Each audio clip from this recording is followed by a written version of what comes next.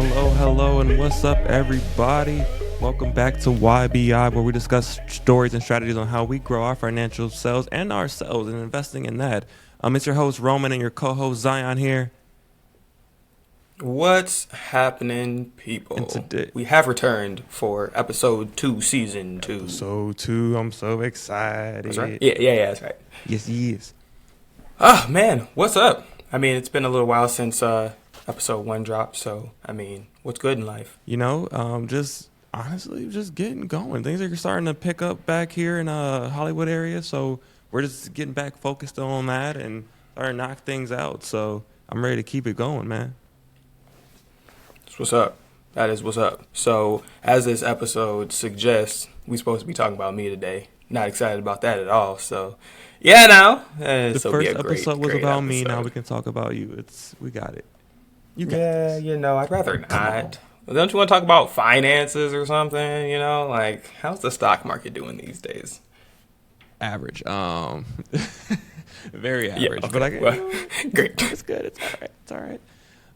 All right. Well, let's get into this today. So in today's episode, if you haven't guessed by the title, Zion just said we're going through things with him. We did in episode 1 of kind of get like a recap or an up-to-date kind of review on what I had going on. We're going to do the same thing with Zion here today.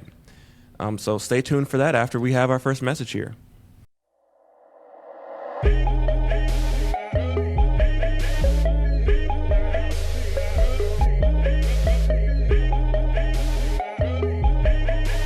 All right, and welcome back to YBI. We're going to hop right back into it on what we had going on for today. So, Zion, first question, what have you had going on? Nothing. Just been hanging out, nothing, chilling. No, in actuality, life got very different. Obviously, COVID was a big thing, but in the midst of COVID, I did a couple things, I got married. Bow, you feel Congrats. me? Out here in these streets with it. Appreciate it. Then I had a child. Bow, you know what I'm saying? Join dad gang, if you know, you know. I bought a house. I switched the car out, got a different car, got a promotion, I did all the things, man, got my house renovated after about a year or two. So, yeah, a lot has transpired over the last year and a half, 2 years that... that might be our ad-lib now. Yeah, we're going to really be getting into. Yeah, we really going to be getting into a lot of this stuff.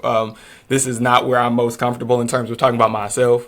However, when we talk about the financial aspects of all this, I think that there's so much that we're able to share because of the experiences that we had over the last 2 years. But...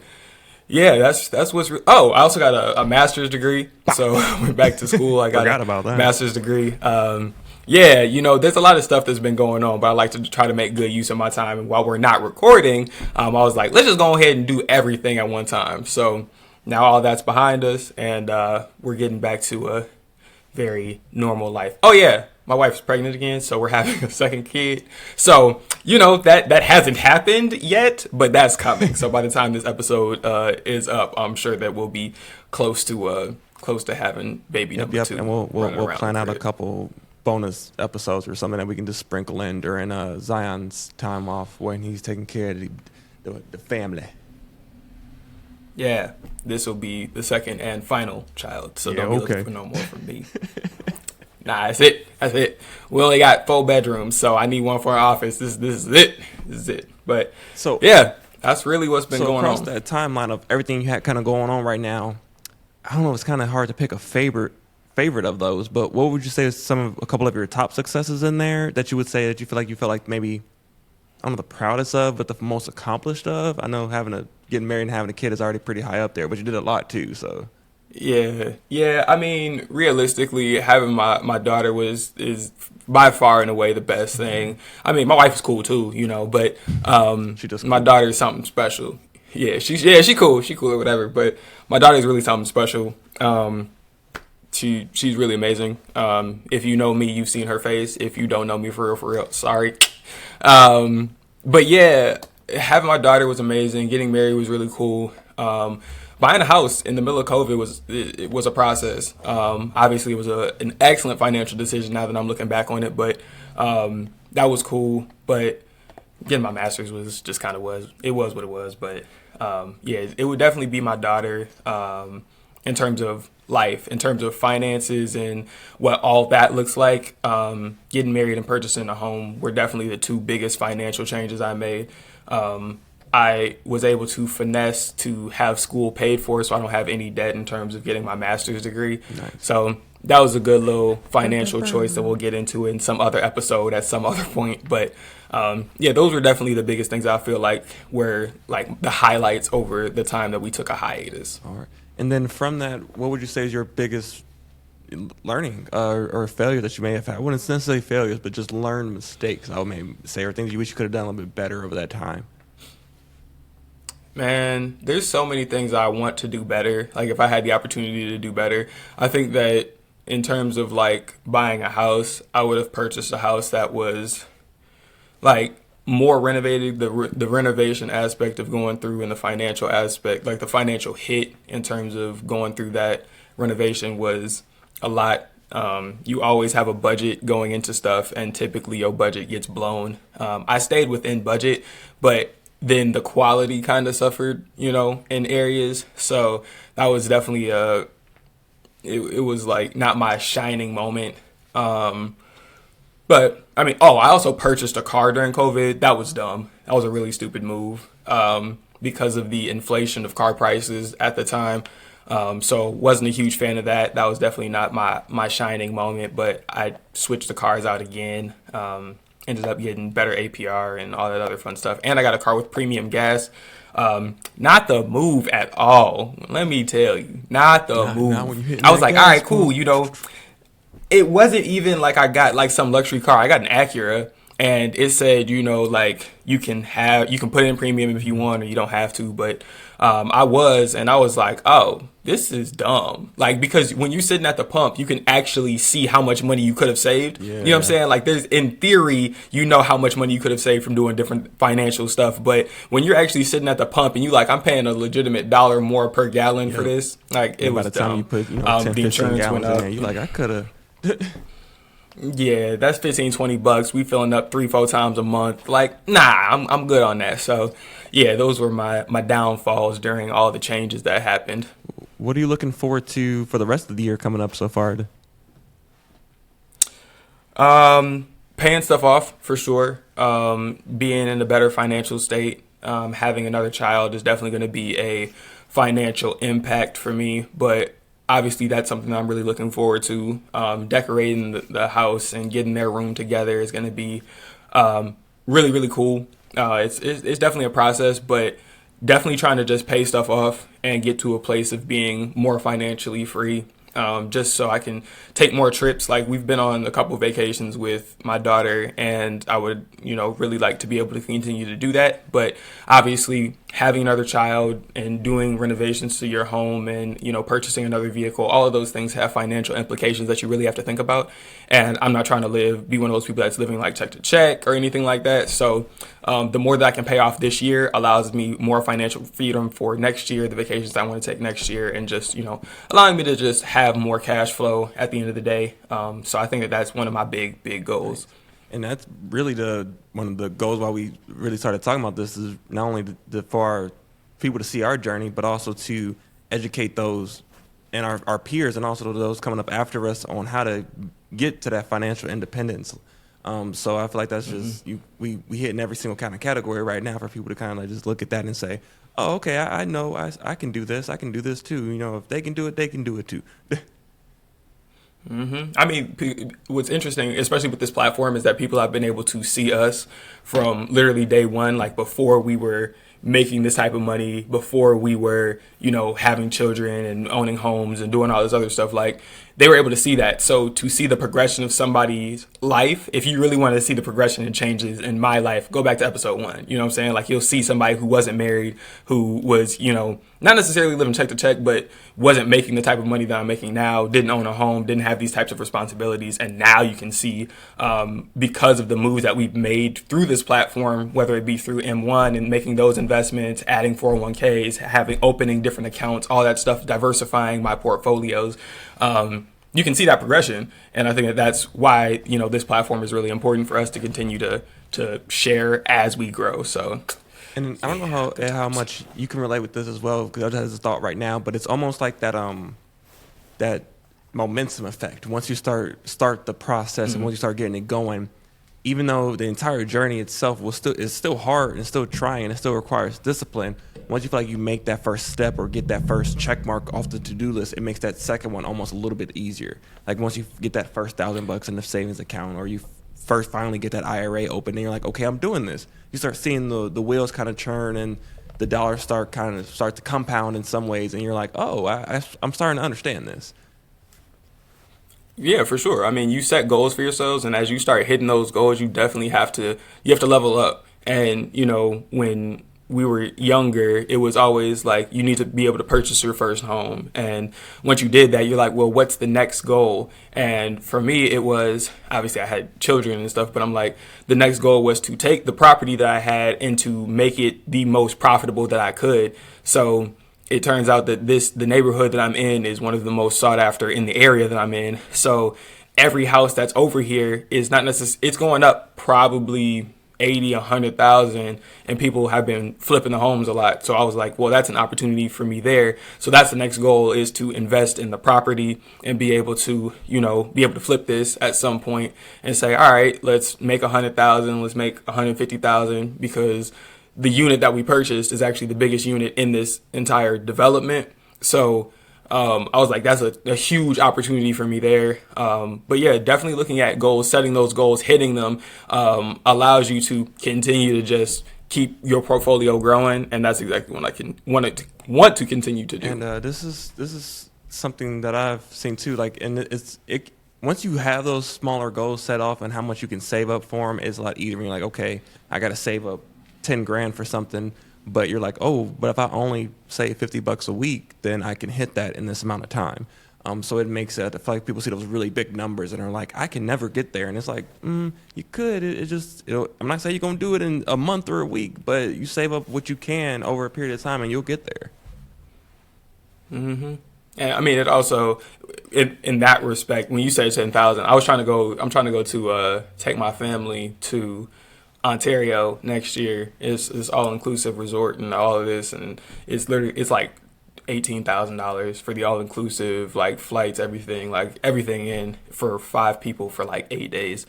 And that sounds about right. Yeah, though. That's exactly what we're going to have to do. That's exactly what we're going to have to do, is like every week, every day, every time you get paid, like if you want to be able to enjoy the spoils of your labor, then you're going to have to sacrifice some things on the front end. And that's exactly what we do. And that's exactly why we can take these vacations, because we pay for them in advance, and, we budget for them way, way, way far out. That's what I'm saying. Like, we're not talking until 2024, like mid 2024. So we have, 18 months.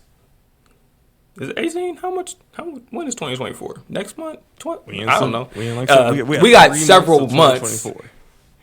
From the time so we got, it's the end of 2024. So, but yeah, taking the time to really set those goals in place and then hit those markers and see your, well, for me, it's like my budget for vacation grow, allows me to know, oh yeah, I'm building towards something. And then, when I'm actually able to go, and it's like, yay, we did it. So it's all about those little victories, treating yourself. And as Zion, like he says, going on vacation, like never believe that you have to necessarily sacrifice. Like, I've never really believed in the, whenever you hear of most of the people on like YouTube or something, or even most places, they're like, hey, you got to stop drinking coffee every day, or you got to do this or that. And it's like, no, if that thing is to treat yourself or something like that, you can still find ways to treat yourself, invest in yourself, and things like that. Sometimes not even ways to spend money to do that, but as long as you do something to take care of yourself to still be happy, you can still definitely find those ways for it. What's one of the ways you like to do that? Just say that would be to invest in yourself or add some level to your happiness that you maybe feel like doesn't necessarily cost money? I would say in the most frugal or cheap way. Oh, the cheap ways? Yeah, let's go with that. That's a different question, because the initial question and the initial answer was the Lego set, like the Lego set that you see here, because I heard this quote that said that people that work with their mind Sabbath with their hands, and people that work with their hands Sabbath with their mind.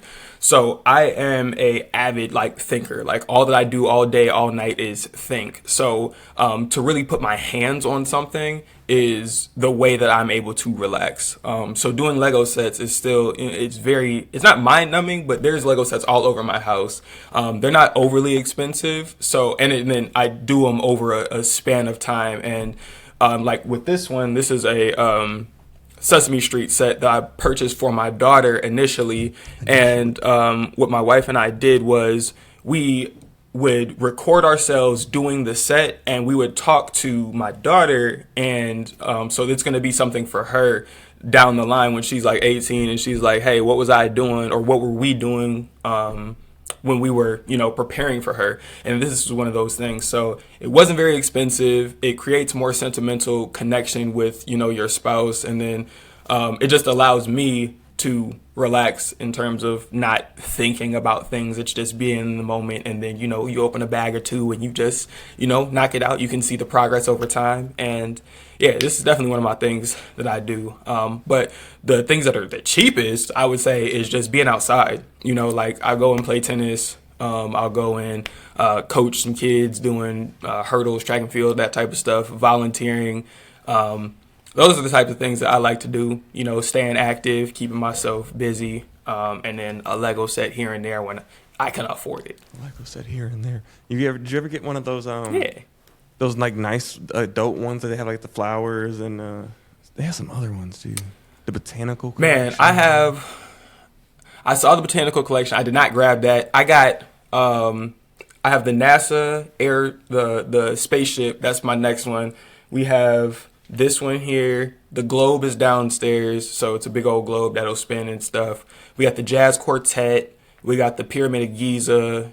The piano, the grand piano is coming through soon. That's my next one after I finish this one. So, but yeah, they're not overly expensive. They're several $100s. They're not cheap, but there are reward points that I get. Put them on one of the credit cards that actually will give me cash back for it. So I can save a little bit of money there. And then the Lego program is also giving me money for all the ones that I've, continued to purchase. So I'll get, 40, 50, $80 here and there. So wait for them to go on sale at Target, all that. But yeah, I keep up with them. It's also pretty good just because of if you're going at it at about a couple $100 here or there, then that saves you a couple nights going out, and that money adds up easily. 100%.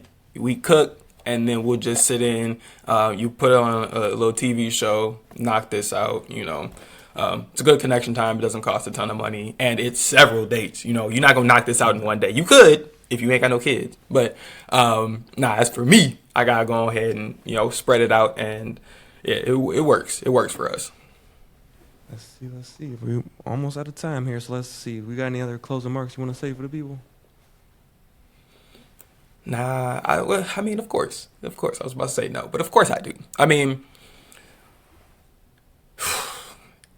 if you're gonna, before you dive into marriage, before you dive into having children, purchasing homes, purchasing vehicles, really take stock of yourself, your individuality, and cherish those moments, because a lot of that is fleeting.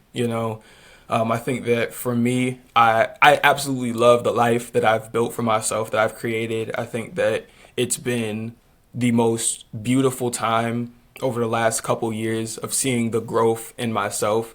From a man's perspective, well, from my perspective as a man, I've never seen the type of growth that from myself in terms of production than when we found out that we were having my daughter. all of the things that I had mentioned that happened in the span of maybe a year. I switched jobs, and then I got trained on a bunch of new stuff. I took on a bunch of new projects with said job, which allowed me to get the promotion that I got most recently. I started the master's program. I finished the master's program, which allowed me to then get the said promotion. I switched cars. I gave away my car that I loved oh so much more than anything. My car was my baby. And we had talked about that car so many times, but I sold that car. And then what really made me mad was that the dude that I sold the car to, I went to CarMax. I sold the car to CarMax, switched it out for the Acura. My salesperson purchased my car. He was like, bro, we don't get these in here. I want it. And I was like, I hate you. So the car is still in my neighborhood. Like, he still drive. I'm like, I can't stand you because they don't make that car no more. Okay, I digress. The car that I got now is lit. But taking stock of all of those things and evaluating your financial self, your mental health, wellness in general, being exactly where you want to be, seeing those types of things, making sure that your partner is on the same page as you. All of those things will make the transition to parenthood and to partnership for life that much easier. I don't feel like there was that much stress for us. And I think it's because that we had a solid foundation in where we wanted to go financially, where we wanted to be, in terms of our saving habits, in terms of our eating habits, like, do you like to eat at the same spots, all those types of things, how you want to parent, all of that stuff has been life changing, and I wouldn't change it for the world, but I would also, send a caution out to everybody that is preparing themselves for that to, do your due diligence and prepare yourself for a wild ride. So, a roller coaster of life. I don't know. I can't say nothing better than waiting for us to take us off on that, man. Yeah. Well, for the people, okay.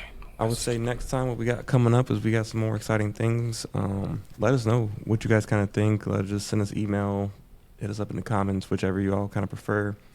And yes, I'll let you do the sign off.